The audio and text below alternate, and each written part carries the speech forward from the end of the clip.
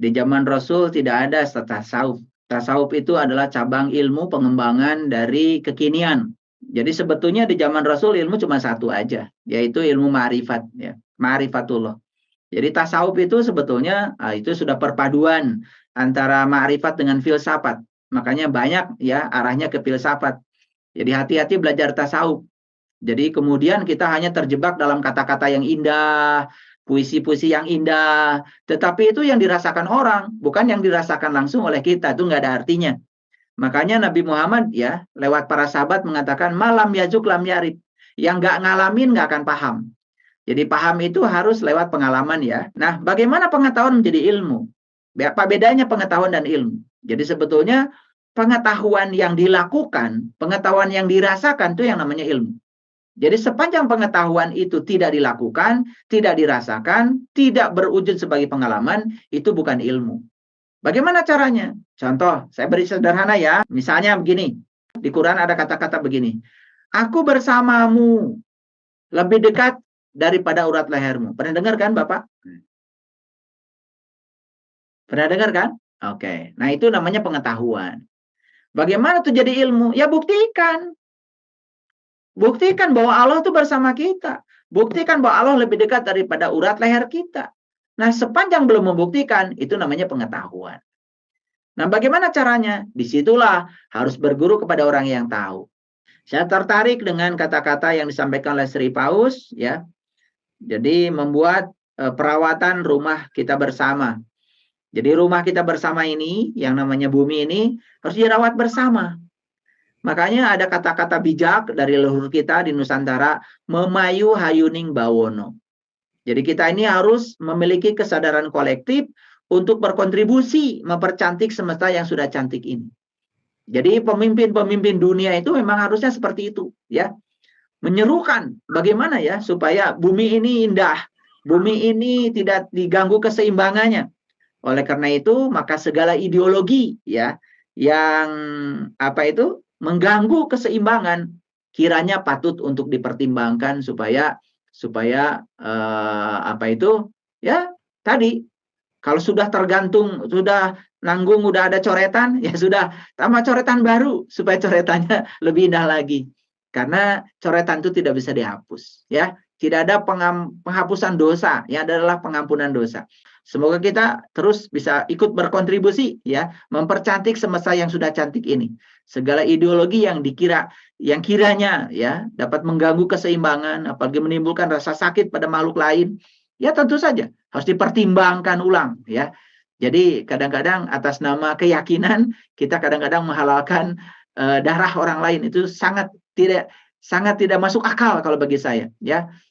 Tidak mungkin ya keyakinan tertentu kemudian bisa menghalalkan darah orang lain yang jelas-jelas dia adalah makhluk ciptaan Tuhan yang sama. Oleh karena itu kita kembangkan ya toleransi, kita kembangkan kemampuan untuk menerima dan menghargai perbedaan. Karena ini kan sudah dilatihkan. Yang paling kecil kan di rumah kita dengan pasangan kita, latihan menerima dan menghargai perbedaan. Itu latihan yang sangat keren sebetulnya. Dan kalau ini dikembangkan keluar itu juga sangat luar biasa. Jadi alam semesta ini, ya kehidupan ini adalah sarana untuk melukisnya. Kemudian tubuh kita ini, tubuh manusia ini adalah kuasnya. Sedangkan semua sarana yang disediakan alam semesta ini kan sebetulnya adalah tintanya. Terserah kita mau membuat lukisan seperti apa. Jadi semesta ini sudah sangat luar biasa ya. Oleh karena itu maka ya saya berulang kali mengatakan bahwa ya apa yang disediakan oleh semesta ini sarananya itu sudah sangat lengkap untuk pembelajaran.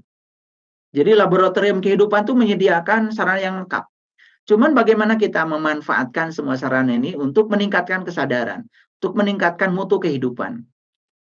Oleh karena itu maka agama itu harusnya meningkatkan kesehatan diri, meningkatkan kesehatan jiwa gitu. Makanya harusnya kan orang belajar agama itu harusnya sehat lahir batin gitu. Jadi saya sering mengkritisi ya, belajar spiritual tapi sakit-sakitan gitu kan pasti ada yang salah. Karena dari riset membuktikan bahwa ketika jiwa seseorang itu tidak stabil, maka efeknya itu pada tubuh fisik. Jadi kalau tubuh fisik kita sakit itu udah jelas bahwa ada masalah di jiwa kita. Karena jiwa tidak stabil berefek kepada mental kita. Mental yang sakit berefek lagi pada tubuh. Jadi tubuh ini itu bagian terakhir ya garda terakhir yang akan menjadi alarm. Alarm yang mencerminkan ada pilihan yang salah dalam hidup. Tetapi itulah kehidupan ya, Mas Yulan. Keren sekali sebetulnya. Sakit itu sebetulnya bukan hukuman semesta. Sakit juga bukan musibah. Sakit itu hanya tubuh sedang mengingatkan kepada kita bahwa ada yang salah dengan cara hidup kita. Coba apa? Sakit apa? Saya jelaskan. Kebetulan saya juga mengajar di kesehatan holistik. Sakit apa? Saya jelaskan. Itu kan semua sakit itu ada akarnya. Akar masalahnya adalah jiwa. Akar masalahnya adalah mental. Kemudian tubuh ini menjadi alarm terakhir yang berbunyi untuk menyampaikan bahwa ada yang harus dirubah loh dalam kehidupan kamu. Ada yang harus dirubah dengan cara makan kamu. Kan jelas. Ketika kita, mohon maaf ya, perut kita buncit lah. Contoh, mohon maaf, saya bukan anti itu. Ini contoh aja, contoh perut kita buncit. Nah kan sebetulnya pola makan yang salah. Coba ya, sebelum makan orang lain minum air panas, kita minumnya air es. Apa yang terjadi? Lambung kita harusnya suhunya di atas 37 derajat. Kemudian karena minum air es, kan langsung turun tuh. Ketika makanan datang ke lambung, otomatis lambung tidak siap bekerja. Karena kan suhu lambung itu turun. Dia perlu dulu untuk menaikkan suhunya. Nah, ketika mau menaikkan suhu, otomatis makanan sudah membusuk. Ya, mau diolah juga kualitas makanan sudah. Jadi itu karena pola makan yang tidak bagus. Nah, ketika ada sesuatu dalam tubuh, perut buncit, kan harusnya itu lihat, oh, perut sedang ngomong nih sama saya. Kata perut tolong dong gitu, ada yang dirubah kan sebenarnya begitu. Itu kan sarana dari semesta yang begitu keren dan itu luar biasa. Tapi kita tidak bisa membaca pesan-pesan itu. Itu yang menyedihkan ya dari manusia. Jadi sebetulnya apa yang kita tanam itulah yang kita tuai. Nah, sebetulnya apa sih yang dilakukan semesta kepada kita? Jadi kalau hari ini ya menuai sesuatu, sebetulnya hanya sedang mengingatkan bahwa kamu pernah menanam sesuatu loh di masa lalu, gitu. Karena kita ini pelupa, Nah, kita pura-pura, wah kita nggak pernah nanam kok. Yuk, tidak mungkin ada sesuatu yang datang tiba-tiba. Karena semua yang mengundang itu kita. Bisa pikiran kita, bisa kata-kata kita, bisa tindakan kita. Karena yang namanya doa itu adalah apa yang kita pikirkan, apa yang kita katakan, apa yang kita lakukan. Apalagi ketika ada repetisi. Apalagi ketika ada penguatan. Ada penguatan. Dan itu akan terjadi. Nah, makanya kita disuruh untuk mengingat-ingat. Kenapa saya menuai ini? Itu pasti saya menanam itu. Dan tidak mungkin kita ya tiba-tiba panen jagung. Padahal kita nanam tomat. Nggak mungkin kan. Ya kalau kita panen jagung, kita kan nanam jagung. Makanya saya tadi mengatakan, yuk kita mengamalkan Quran surat Al-Zalzalah itu yang mengatakan, walal akhiratu khairul laka minal ula. Ciptakan sebab baik. Kalau ingin akhirnya baik.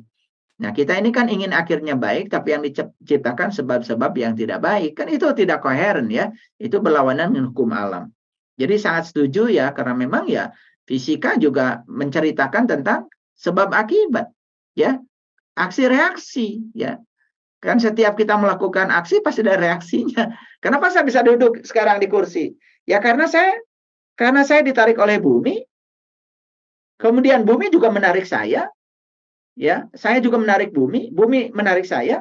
Nah, karena bumi menarik saya, maka timbul gaya tarik dari bumi pada saya. Maka saya mengerjakan gaya pada kursi. Maka kursi mengerjakan gaya kepada saya.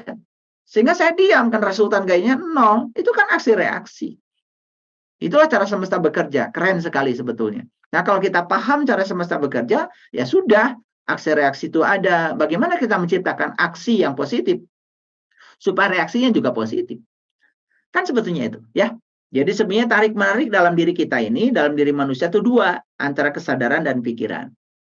Nah, pikiran ini ya berhubungan dengan intelektualitas, keterampilan berpikir.